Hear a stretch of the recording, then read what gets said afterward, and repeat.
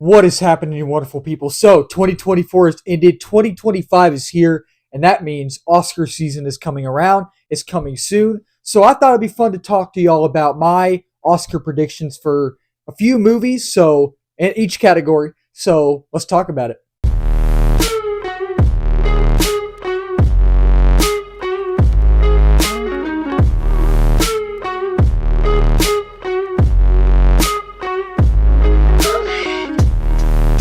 So the first category that I have on here is Best Animated Film. And before I get into it, there are a few categories on here that I did not put. There are 24 categories in total, I believe, for the Oscars. And I didn't put like the best documentary, I think it is. And, I think there's like a foreign film like thing or whatever. I didn't put those, but I put the main ones that go along with the films that I watched this year. And the first one is the best animated film. And for best animated film, my prediction is The Wild Robot. This is not my favorite animated movie of the year. It is my second favorite animated film of the year. My top three are Transformers 1, Wild Robot, and then Inside Out 2. And if you want to add a fourth one, my fourth one is Piece by Piece. I had no expectations for that film, but I ended up really liking it. And I think The Wild Robot's going to win. I think it's going to win. I think we all know that. We all know that.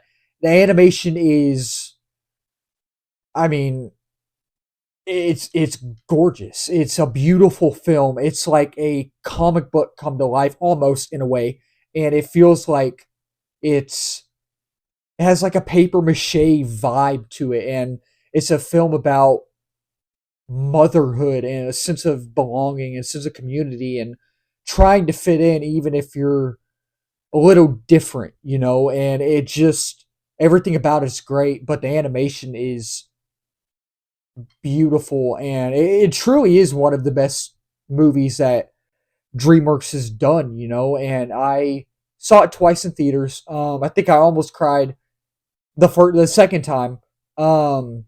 Yeah, I hope it wins best animated film. I really think it will. And it's going up against Inside Out 2 because that's emotionally gripping and emotionally engaging as well.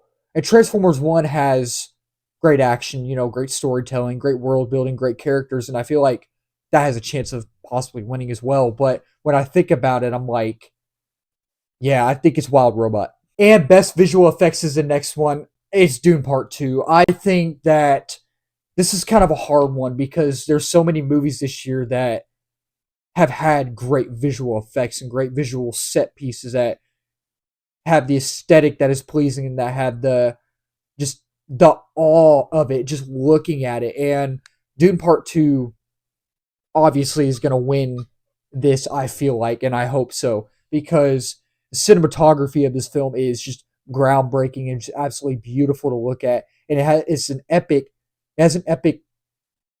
scale to it, and especially for the size of the film, it's beautiful. You love the characters, you love what Denis has done with not just this film, but the first one as well, and what he's going to do with the third one. And they already announced the fourth one, which I'm very excited about. I did not expect that, but I'm looking forward to it. And it's a gorgeous visual masterpiece, man. And if it doesn't win visual effects, maybe Furiosa could win it, possibly. I'm trying to think what else could win it.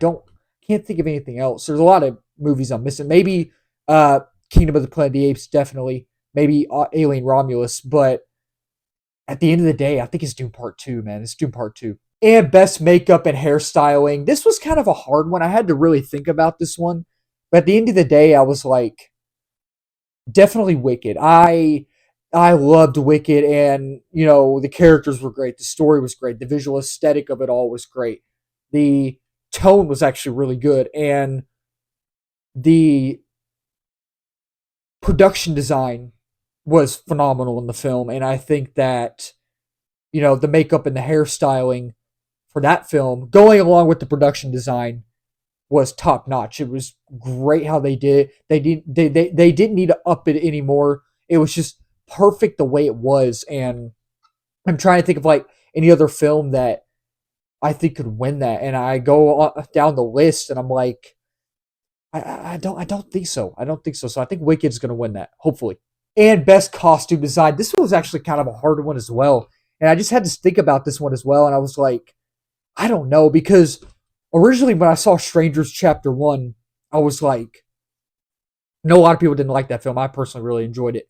And I still think about it now. I'm like, the costume design, not the best costume design I've ever seen, Probably a few movies this year that have better costume design than that film, but I really like the costume designs for the strangers in that film.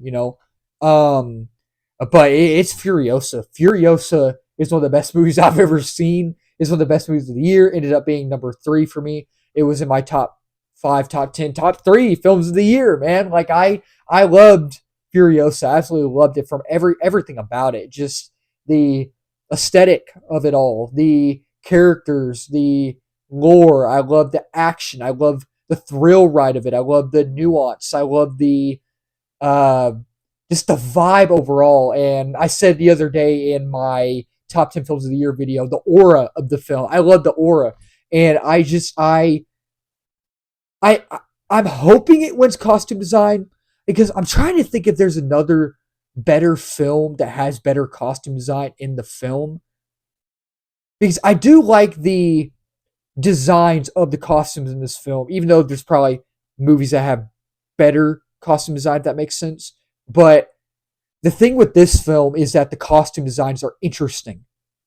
You, they're it's like one of those things, like you go to, I don't know. I'm just trying to think of random things. It's like I've never been to one. I never will go to them. But it's like a drag show in a way, but it's like an apocalyptic drag show. You know what I mean? Does that make sense? And it's just interesting. And yeah, I hope Furiosa wins that. And then we have best sound editing. I was kind of getting confused with sound editing and sound mixing, but I guess they're kind of the same in a way. So best sound editing is Furiosa again. Like the sound in this film is booming. Like you feel like you're actually like in the movie. You feel like you're actually like being surrounded by all these vehicles and all these gunshots and all these fights and all these characters, and you feel like you're actually in the movie. And that's what a movie is supposed to do. That is what a good movie is supposed to do with good, great sound design. This movie has that great sound design, has that ability, and it accomplishes it with everything it's got. It has, and it's so groundbreaking. And I was sitting there like in awe. And when the movie ended, I had my friends Lauren right here. I had Caleb and Clark, and Caleb's mom Miranda was above us. And after the movie ended, Miranda sat right here next to me, and I was like, what did I just watch? Like I am in awe right now. And I was telling her and all of them, I was like, I am literally in awe of this film. Like this is one of the best movies ever made. This is like the best movie of the year, like one of the best movies of the year and one of the best movies ever made. And and sound design is impeccable for this film. I loved it. I guess it's the right word to use. It's great. And yeah, again, I got sound editing and sound mixing like not messed up, mixed up, but and I don't know. I might not watch this movie again. I keep on saying that, but in the live stream earlier today, I was like, I might watch it again. I might. I don't know yet. I need to think about it. But Smile 2 for best sound mixing. There's a lot of good things about this film. There's some really good things about this film, and I really enjoyed it because I've never seen the first one, and I I, I kind of knew what to expect going into this film, but also at the same time I didn't, because I've seen clips and very minimum clips of the first one. I haven't seen like the full thing. You know what I mean? I might um watch the film. I said I wouldn't watch that one, but I might. But I'm choosing Smile 2 for best sound mixing, because this film, like along with the score in this film, it's like the score and the sound design literally blend together in like this like cacophony of epic creepiness, and it's engaging. And that's one of the things, there are many things in this film that work. Like most of the things in this film really do work, and this is the main thing. The main thing to me that works in this film. It's just it's so unsettling and so nerve wracking and creepy and just it's scary, but it has that sense of epicness to it. It's kind of like one of those things where it's like a ticking time bomb in a way. You know what I mean? And the sense of that is cool because in the film, Sky Riley, Naomi Scott, our main character, her time is running out. She has this parasite, the smile curse on her, and she doesn't have much time until it gets her. And I feel like that like sound design is like a ticking time bomb. And it's really cool how they play on that in the film and how it works. And I really enjoyed that essence of that film, of that part of the film. And it's fun. It was a blast like watching the film with that good sound design. And best OG or best original song, y'all know what I'm about to say. And this is the first one I thought of, Wicked. The music in this movie is phenomenal. And I I've almost wanted to go back and listen to the songs. I haven't yet, but I mean, I will eventually. I just haven't. But it's one of those things where this film was going up against, or so we thought, going up against Moana 2 and Mufasa. Because I'm guessing, I'm thinking we all thought Moana 2 and Mufasa were going to have great songs.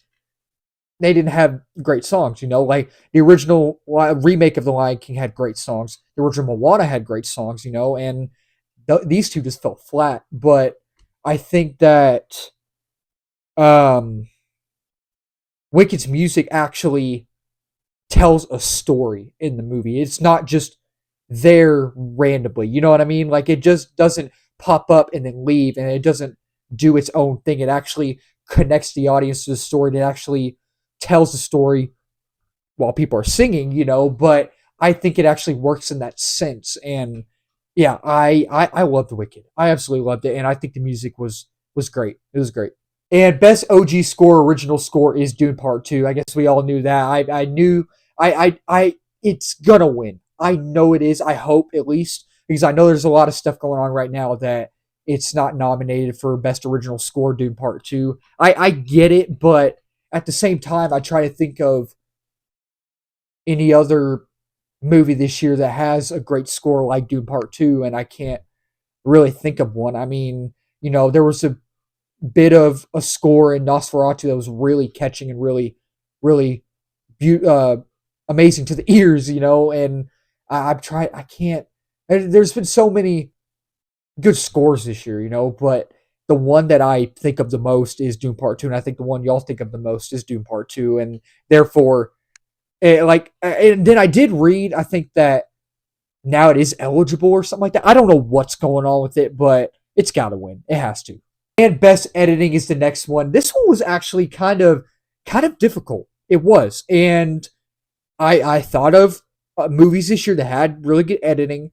There's some really good movies that have had great editing, but the only one that I can really think of, and I had no expectations for this film. I wasn't even planning on watching it. I really wasn't. But then I heard good things, and I was like, you know what? This might actually be pretty good. So I walked in, walked out, had tears in my eyes laughing in this movie. Saturday night. Love this film. This is my top 10 films of the year. It's number 10 for me.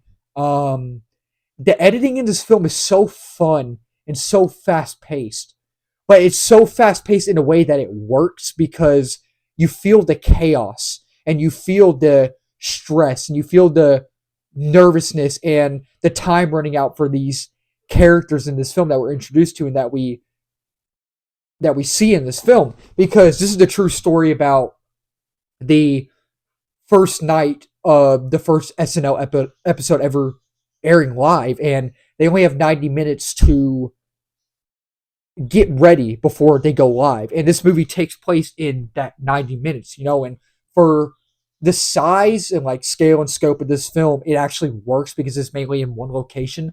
But the reason it's so fast paced is because it is chaotic, but it works. And I love the editing, how they managed and how they were able to make the editing flow nicely. And it worked for me. And I personally love this film to death. I love this film. And I talked about best production design a little bit minute earlier. I talked about it briefly. I should say briefly. Best production design is Wicked. This is like you could say Kingdom of the Planet of the Apes has great production design. Dude, Part Two does. Um, Probably Saturday Night. You know, I think that um, Furiosa does. You know, a lot of those probably have a little bit of CGI visual effects, but Wicked feels like when you're watching it, it feels like you're actually there, and it feels like when you're watching the film, it's and I never saw the Broadway play. But it's like you're actually watching a Broadway play, if that makes sense. And I might watch it eventually on YouTube if I can find it. But it's one of those things where you're watching it and you know that you're watching a movie, obviously, but it feels like you're actually watching a Broadway play and you're watching a theater act.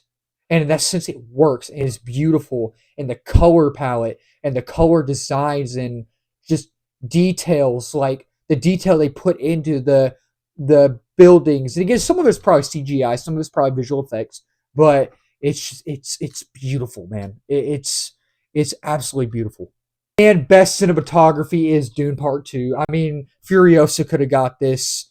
Any other film could have got this, but Dune Part Two is the one I think of when I see talk about best cinematography for last year. Now for last year, 2024, it's a gorgeous film to look at. It is absolutely gorgeous, and I think about Dune Part Two, and I'm like, man, to make a film like that, to make a film that is so eye popping and so satisfying to the eyes, it is just so amazing and so fun to look at. And you have a blast watching this film because you don't want to take your eyes off it. And you're just like, man, to make a film like this would be so fun. It'd take work. It's hard work, but man, it's beautiful.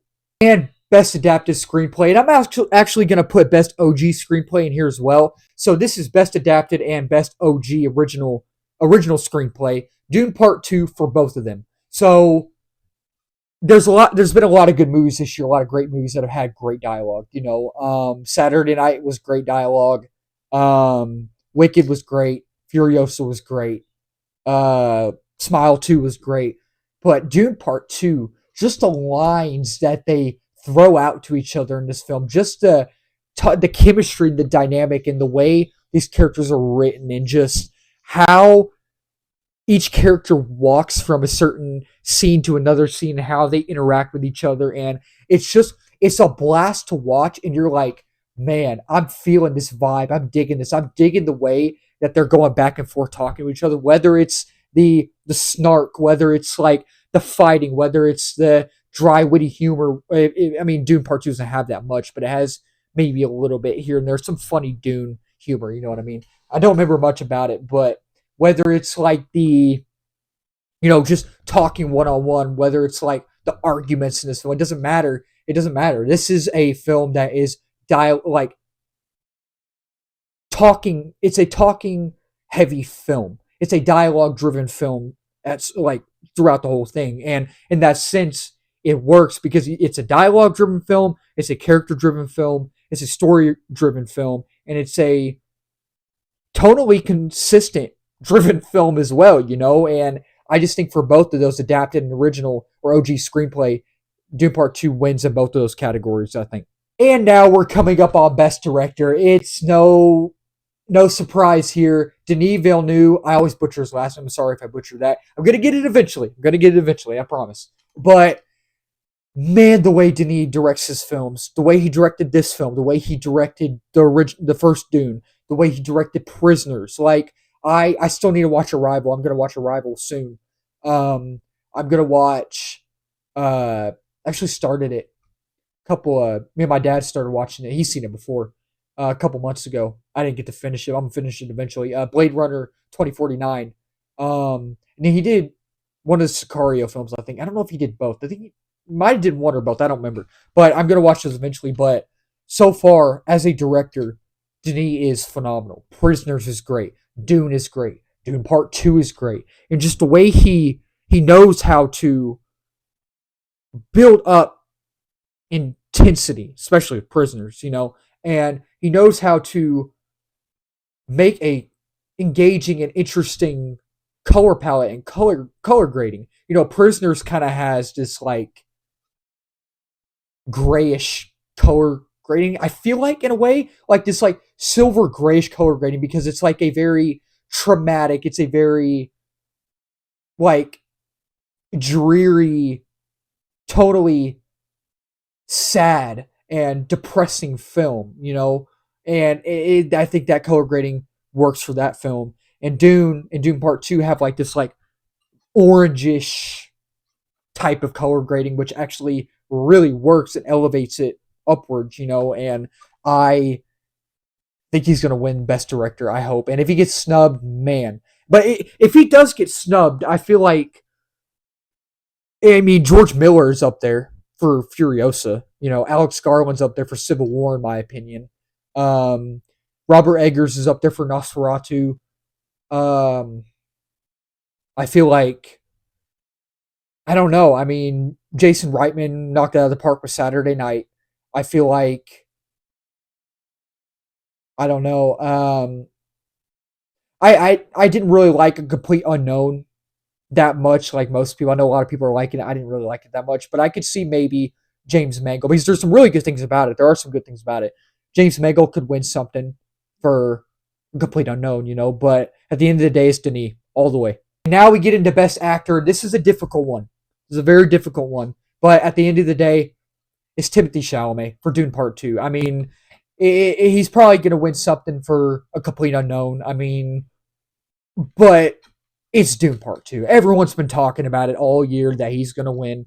If you ask anybody right now, I think they know, or I think they'll tell you that it's Timothée Chalamet for Dune Part 2. And it's just that scene in Dune Part 2 at the end, before he fights Fade Rotha, Austin Butler, when he's talking to what's his face? Chris, I always butcher his name.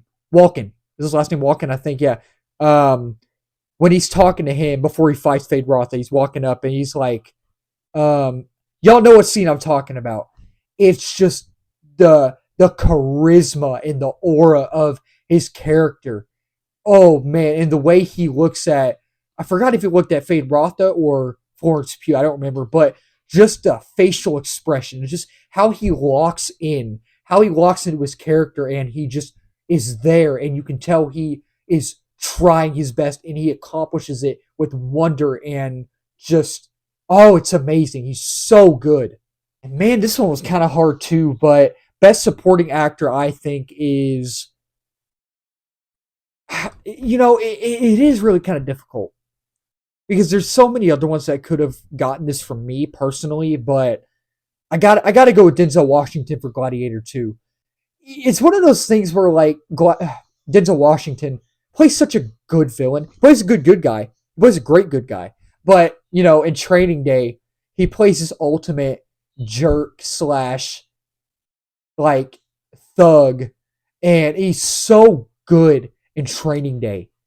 And he's better in Training Day, I think, than Gladiator 2, because I think I like Gladiator 2 more than Training Day, but he was phenomenal in this, man. The way he played the villain in here, Macrinius or whatever his name is, I think it's Macrinius, something like that. He knocked it out of the park, man. He's just so fun to watch, and the dialogue that he's given, the way he's written, his movements, and his facial expressions, it's just, he's so charismatic, and he's so fun to watch in this film. And I think he should win Best Supporting Actor, man. I think he should. And Best Actress is Cynthia Erivo in Wicked. Man, she blew me away in this film. Man, she blew me away. Like the ending of this film when she's singing the song and, like she's like her voice and then it ends and I'm like, oh, just like, dude, it's so polarizing, so mesmerizing, and so beautiful and so catchy. And the way she can sing, like I saw that behind the scenes video, a clip from that video a couple weeks ago, about a month ago, where they were filming the movie and she was like singing the song. Everyone was around her and they were all like, whoa. Like I was like, my gosh, it gave me chills. it gave me chills. And it just, she's such a great actor, but she's also a great singer, just let alone from this film, from what I've seen. And, you know, Ariana Grande did great as well, you know, and I think both of them did equally great in the film. They both did. But at the end of the day, it's kind of hard because Ariana Grande was amazing, but it's Cynthia Erivo all the way. Cynthia Erivo, she's great in this. And Best Supporting Actress for Dune Part 2 is Zendaya. Oh man, she has a big role in this film because I know in the first one she didn't. She was kind of towards the end and in flashback sequences, but I'm glad that they gave her a big role in this film. And I know that she'll have a big role in the third one. And if she's in the fourth one, whatever happens in the third one, you know. And I just feel bad for her character in Dune Part 2, you know, towards the end, because, like, basically, Timothee Chalamet, betrays her and goes with the queen. And he leaves her.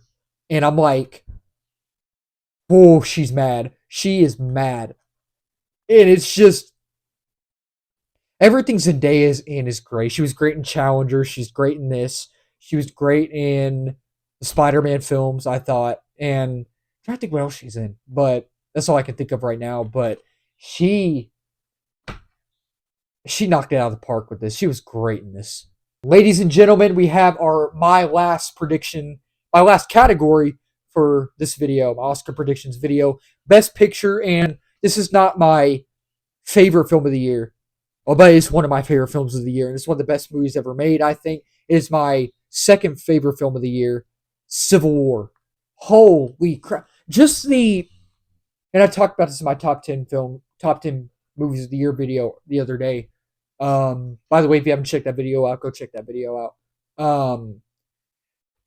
It's just everything about this film, from the intensity to the nuance to the suspense to the sound design to the I don't remember the score that much, but to the characters. You know, the characters were amazing in this.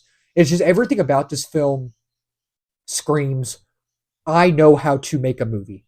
And Alex Garland knocked it out of the park with this film. And he's directing a new war movie coming out. It's coming out this year. And they released a trailer about a week ago, called Warfare. I don't think it looks that great, but I was surprised by Civil War. That was one of my most surprising. This was one of my most surprising films of the year as well. And I ended up loving it. It's one of the best films ever made. It's my second favorite film in 2024. And it's just absolutely blew me away. It just blew me away on all levels. And it's just, it's emotional. It's gripping. It's intense. It's nerve-wracking, you know. But the best thing about this film, I think, is the sound design. Because I saw it in IMAX and Dolby, and at one of the AMCs I go to in Austin, AMC Barton Creek. And we saw it at an early access screening the Monday, the week of it was coming out. It was coming out like April 12th or something like that. And my dad went with me, and we were both blown away. Like, I was like, dude, and we still talk about it. We still talk about that experience. We do. And it's just, it's a polarizing film. It's a very mesmerizing film. Visually, it's stunning and aesthetically pleasing as well. And man, it's great. It's really good. So that'll wrap up this video. Thank y'all so much for watching. If you're new to the channel, do not forget to subscribe, like, comment, share on this video. We are at 637 subs. Next big milestone is 700. Then 8, 9, the big one is 1K and beyond that. And if you're new as well, I do TV show reviews, movie reviews, trailer reactions, movie live streams, movie news, all that wonderful movie stuff under the movie umbrella. And let's talk about down below in the comment section. What is y'all's Oscar predictions for this year? What movie do you think is going to win Best Sound? What movie do you think is going to win Best Visual Effects? What movie do you think is going to win Best Costume Design? Who do you think is going to win Best Actor or Actress? Let's talk about it down below. Keep talking movies, my wonderful people. Cheers. Have a happy new year and a safe one.